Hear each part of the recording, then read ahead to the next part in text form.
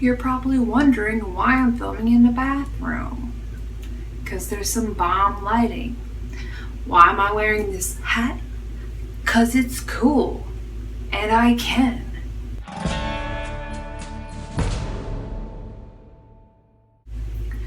Hola guys, it's Kat. So I've been wanting to get into like true crime and do like more conspiracy theories on the channel. I just hadn't got a chance. So I thought it'd be interesting to do a true crime or a mystery or something that happened in my state. And I found this one, and I was 14 when this happened, and I vaguely remember, I remember his name. So some of you may or may not have heard of this story. On Tuesday, May 13th, 2008, Brendan Swanson, age 19, of Marshall, Minnesota, visited a few friends and had some drinks in nearby Lynn. The teen completed his first year of college at Minnesota West Community and Technical College that day. Between 10:30 and 11 p.m., Brandon left the celebration and drove to another friend's house in Canby to say goodbye to a classmate. Brandon did not appear intoxicated, according to his friends. By the way, my apologies. When looking this up, there's so many different things depending on where you read from. There are some people who said that, yeah, he was intoxicated, and there's other people who said, no, he wasn't. Witnesses at the Canby party said that he had an additional shot of whiskey, but then left sometime around midnight to go back to Marshall. Highway 68 is a direct route from Canby to Marshall within approximately 30-minute driving time. Around 1:15 a.m., May 14th, Brandon got his car hung up in a ditch along a gravel road. He attempted to call his friends for help, but nobody answered, so he called his parents, Brian and Annette Swanson, and informed them about his situation and that he needed a ride. He said he was between Marshall and Lynn and gave his location.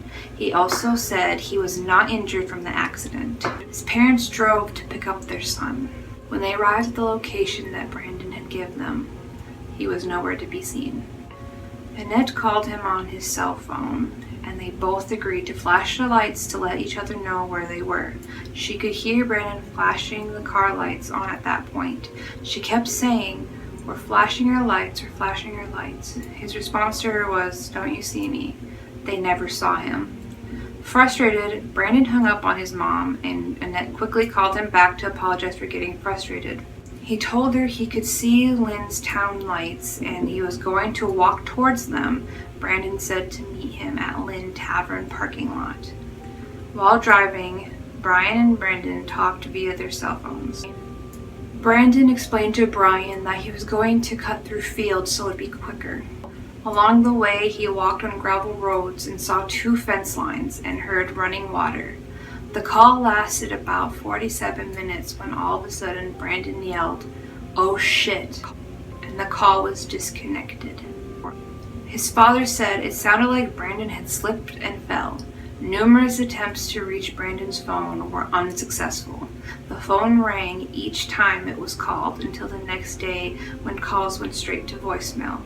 Brandon has not had any communications with his parents since. At 6 a.m., Brandon's parents called police to report him missing. Police told them to wait a while because it wasn't unheard of for a young male to go off the grid for a bit. However, later that day, cell phone records showed Brandon was near Porter, Minnesota, not Lynn. Porter sits between Canby and Marshall along Highway 68. A search began around 12:30 p.m. Brandon's Chevrolet Lumina sedan was found about 1.5 miles north of Tucson. There was no physical damage to the vehicle or evidence of bodily injury. The vehicle was found on kind of a sharp incline, so the wheels couldn't really touch the ground or get any traction. Over the following months, law enforcement used all-terrain vehicles to search areas of Lincoln, Illinois, and Yellow Medicine counties and bodies of water, including Yellow Medicine River. The authorities believed that Brandon fell into a body of water and drowned. However, search dogs followed his scent to the river's edge but continued walking on. This suggested that Brandon probably fell into the water, managed to get out, and continued walking. The temperature that night was around 39 degrees, so Brandon may have succumbed to hypothermia. Search dogs picked up the scent of human remains a few times, specifically in an area north of Porter near Mud Creek, but no body was ever found. Police do not have any evidence of foul play and believe Brandon's remains are within the 122 square mile search area. So when researching this, like I said, that I found a couple of different things that kind of contradicted each other or were like different or whatever. One of the things being that when the dogs continued through the water, the river that the dogs had followed, I believe, was Yellow Medicine River, and then continued onto a gravel road where they lost the scent. Now, they're saying that they think that the scent just kind of stopped because the road had been like re-graveled that morning. There was different things in there, but the whole reason that the search didn't begin immediately is when his parents had contacted police, basically saying that because he's an adult, if he wants to take off, he can. Which is absolutely just not right. They came to them telling them what they heard. Clearly, Brandon was in distress. And because of this whole awful ordeal, there was something positive that was created, and it's called Brandon's Law. This law basically makes it so that law enforcement has to investigate immediately when someone's reported missing, especially if there is a dangerous circumstance that is happening, no matter their age. Who knows how many people that this law has probably saved because law enforcement searched for them immediately despite their age. Because if law enforcement had intervened immediately, Brandon might have been found. My guess is he would have been found probably right away. I'm just gonna say what I personally am theorizing is what happened. There's a bunch of different theories on it, but personally, my suspicion is the reason why he was taking all these back roads and the reason why he was so backwards on where he was at is I think that he was drinking that night.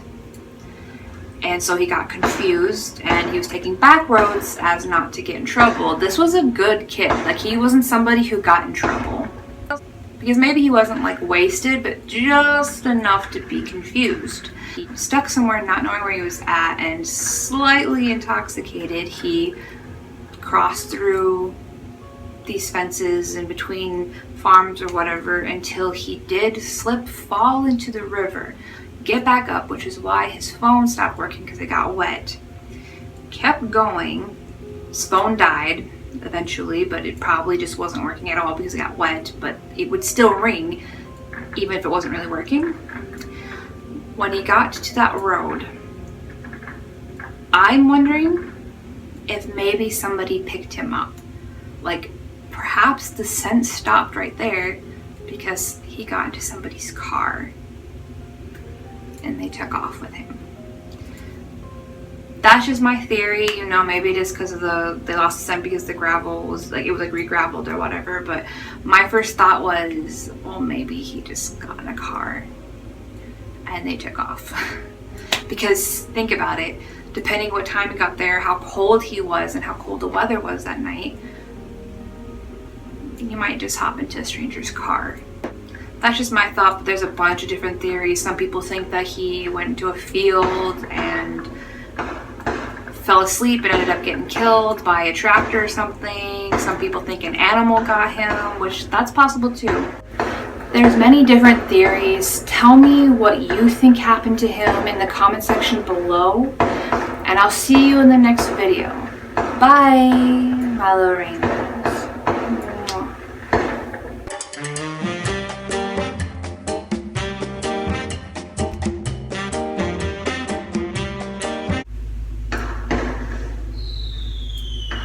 That's the sound of freedom. There's many.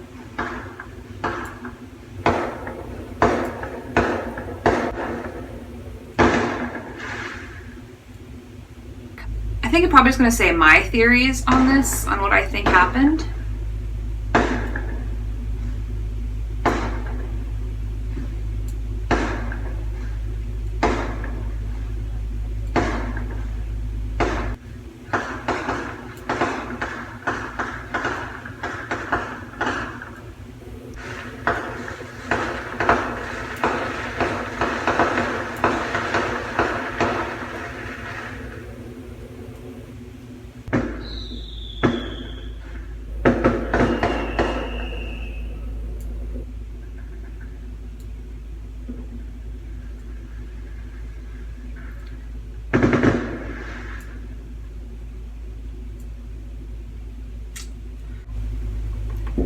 What? Are you going to the bathroom? Finishing up my video quick. What? I'm finishing up my video. You what? Finishing up my video. I'm actually at the end of the video, so